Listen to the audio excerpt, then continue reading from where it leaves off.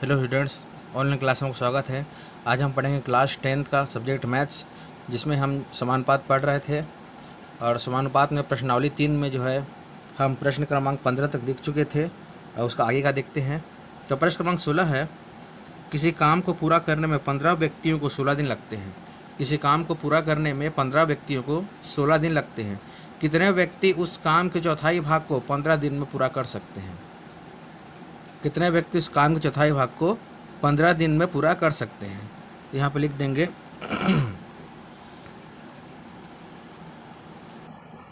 दिया गया है,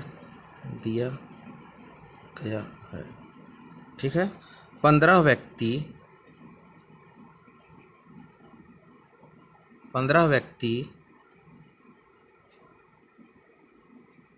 किसी कार्य मतलब एक कार्य, ठीक है। किसी कार्य मतलब कि एक कार्य।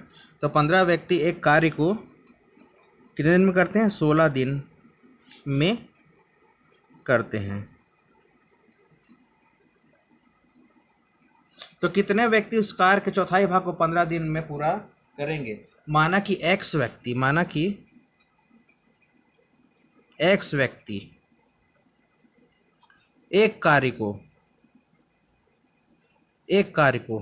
अभी हम एक कार्य के लिए निकालेंगे, और जो आंसर आएगा उसमें 4 का भाग दे देंगे, तो चौथाई भाग का निकालेगा, ठीक है। तो अभी क्या कर रहे हैं? एक कार्य का निकाल रहे हैं। तो माना कि x व्यक्ति एक कार्य को जो कितने दिन में पूरा करते हैं? 15 दिन में पूरा करते हैं। 15 दिन में पूरा करते हैं, ठीक है। 15 दिन में क्या करते हैं? पूरा करते हैं। तो वैसे ही हम सारणी बना लेंगे। यहाँ पर व्यक्ति लिखेंगे, यहाँ पर दिन लिखेंगे। तो शुरू में क्या दिया गया है? 15 व्यक्ति एक कार्य को 16 दिन में करते हैं। तो हम लिखते हैं 15 व्यक्ति एक कार्य को कितने दिन में करते हैं? 16 दिन में करते हैं। फिर माना कि x व्यक्ति एक कार्य को 15 दिन में करते हैं। तो x व्यक्ति कार्य को कितने दिन में करेंगे? 15 दिन में करेंगे। ऊपर का ऊपर से गुणा, नीचे का नीचे से गुणा हो जाएगा। तो 15 गुणित 16 बटे x गुणित कितना हो जाएगा? 15।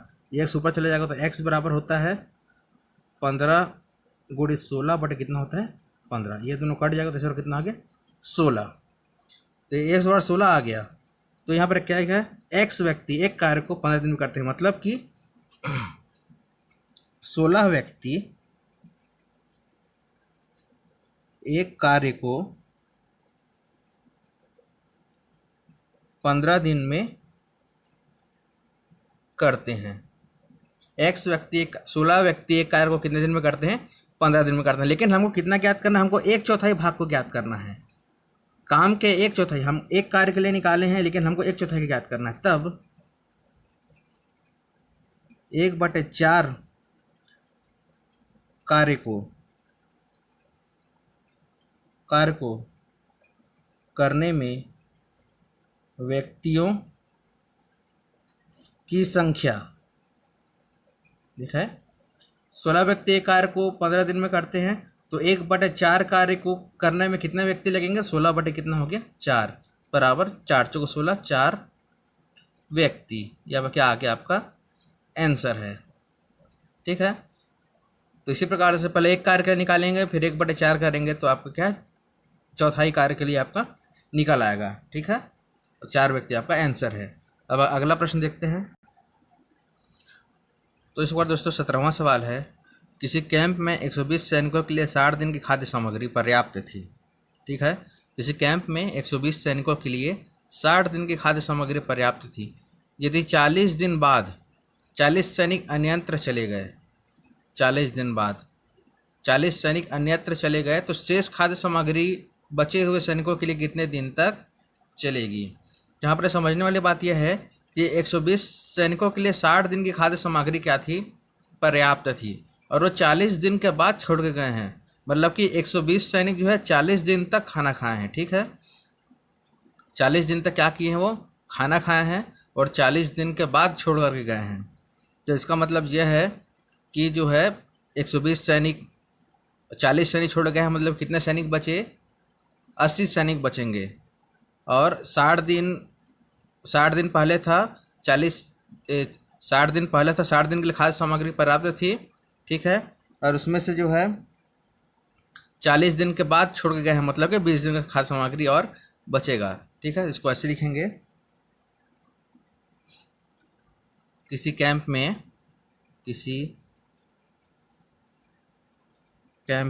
ठीक है 120 सैनिकों के लिए 60 दिन की क्या थी, खाद्य सामग्री 120 सैनिकों के लिए कितने दिन की खाद्य सामग्री थी, 60 दिन की खाद्य सामग्री थी। ठीक है, 40 दिन बाद 40 सैनिक अजंत्र चले गए, तो 40 दिन बाद 40 सैनिक क्या चले गए, अन्यत्र चले गए। तो 40 दिन बाद जो है कितने सैनिक बचेंगे, 40 दिन बाद बराबर कितना है,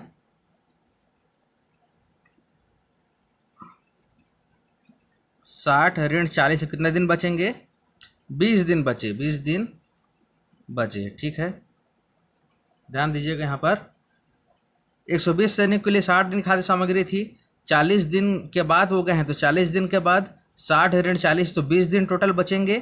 ठीक है, ये दिन हुआ। और सैनिक कितने बचेंगे, तो तथा शेष सैनिक 120 सैनिक थे, तो 120 में से कितने गए, 40 सैनिक कहाँ चले गए, बाहर चले गए, तो कितने सैनिक बचे, 80 सैनिक बचेंगे। ठीक है, 120 सैनिक के 60 दिन की खाद्य सामग्री थी, 40 दिन के बाद 60 ऋण 40 20 दिन बचे, तथा शेष सैनिक 120 ऋण 40 बराबर 80 सैनिक बचेंगे।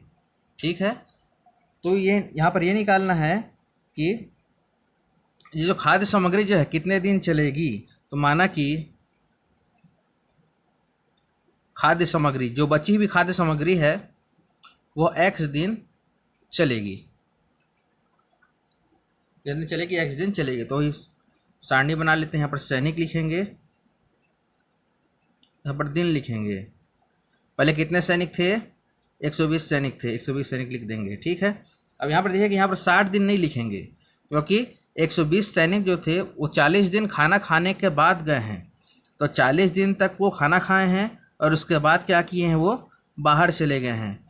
तो यदि वो वापस भी आ जाएंगे तो भी 40 दिन का खाना को वापस नहीं ला सकते हैं। तो कितना खाना बचे, कितने दिन का खाना बचेगा, तो यहाँ पर लिखेंगे 20 दिन का खाना बचेगा, क्योंकि 120 सैनिक 40 दिन तक खाना खाने के बाद बाहर गए हैं। यदि वो वापस भी आ जाएंगे तो भी उन्हें खाना को वापस नहीं लाया जा सकता। तो 120 सैनिक तो रहेंगे, लेकिन कितने दिन का खाना बचा, अब 20 दिन का खाना बचेगा। ठीक है, यहाँ पर 20 लिख देंगे। फिर उनका जाने के बाद कितने सैनिक बचे, शेष सैनिक कितने बचेंगे, 80 सैनिक।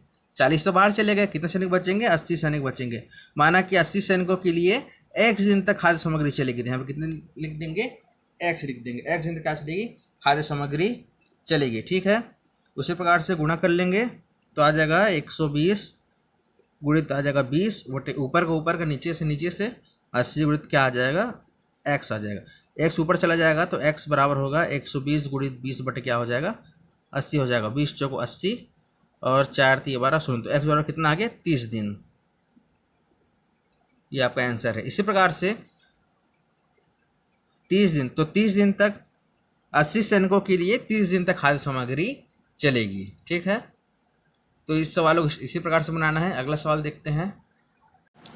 तो इस पर अगला क्वेश्चन है, प्रश्न क्रमांक 18 है, यदि 11 मकड़ियाँ 11 दिनों में 11 जाले बनाती हैं तो बताइए एक मकड़ी एक जाल कितने दिनों में बनाएगी। ठीक है, 11 मकड़ियाँ 11 दिनों में 11 जाले बनाती हैं, तो बताइए एक मकड़ी एक जाल कितने दिनों में बनाएंगे। यहाँ पर देखने से ये लग रहा है कि यहाँ पर यदि 11 मकड़ियाँ 11 दिनों में 11 जाले बनाएंगी तो एक मकड़ी एक दिन में एक जाले बनाएंगे, ऐसा कह सकते हैं। लेकिन ये जो है सही नहीं है। तो ये 11 मकड़ियाँ जो है वो अपना जाल खुद बनाती, जैसे कि एक मकड़ी जो है एक मकड़ी जो है, ठीक है, वो 11 दिन तक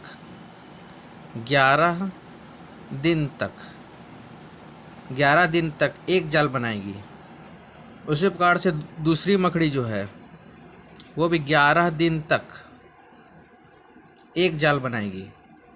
उसके बाद तीसरी मकड़ी जो है वो भी 11 दिन तक एक जाल बनाएगी।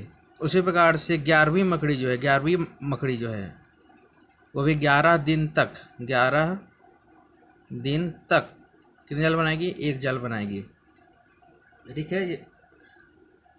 तो यदि हम पूरा ले लेंगे तो देखिए यहाँ पर एक मकड़ी 11 दिन में एक जाल, दूसरी मकड़ी 11 दिन में एक जाल, तीसरी मकड़ी 11 दिन में एक जाल, उसी प्रकार से 11वीं मकड़ी 11 दिन में एक जाल बनाएगी, 11वीं मकड़ी। तो यदि हम सभी मकड़ी को ले लें, यदि सभी मकड़ी को 1 से 11 दिन, 1 से 11 तक सभी मकड़ी को ले लें, तो 11 मकड़ी जो है वो 11 दिन में कितने जालें बनाएंगी? 11 जालें बनाएंगी। ठीक है, ये उसी को बताया गया है। यदि एक मकड़ी 11 दिन में एक जाल, दूसरे मकड़ी 11 दिन में एक जाल, 11वीं मकड़ी 11 दिन में एक जाल, उसी प्रकार से सबको ले लें। यदि पूरा 11 मकड़ी को ले लें तो 11 मकड़ी जो है 11 दिन में कितने जालें बनाएंगी?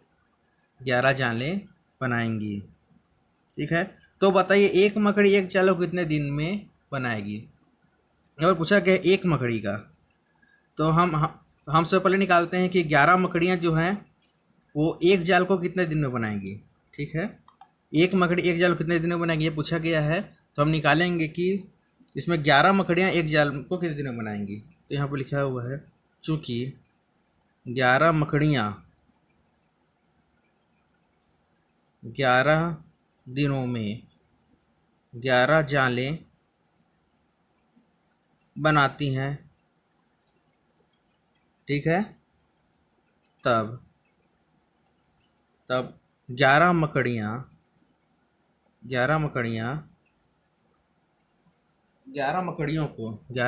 को एक जाल बनाने में लगा समय।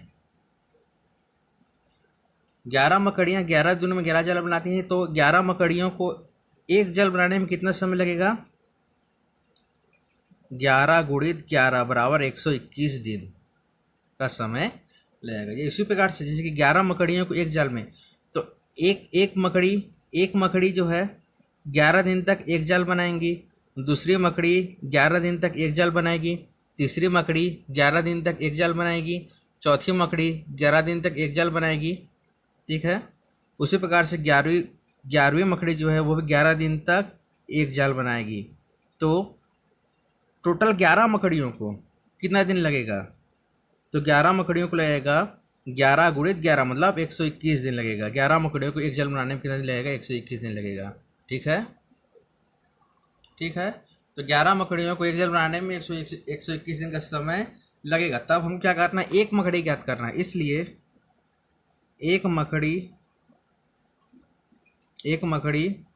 को एक जाल बनाने में लगा समय।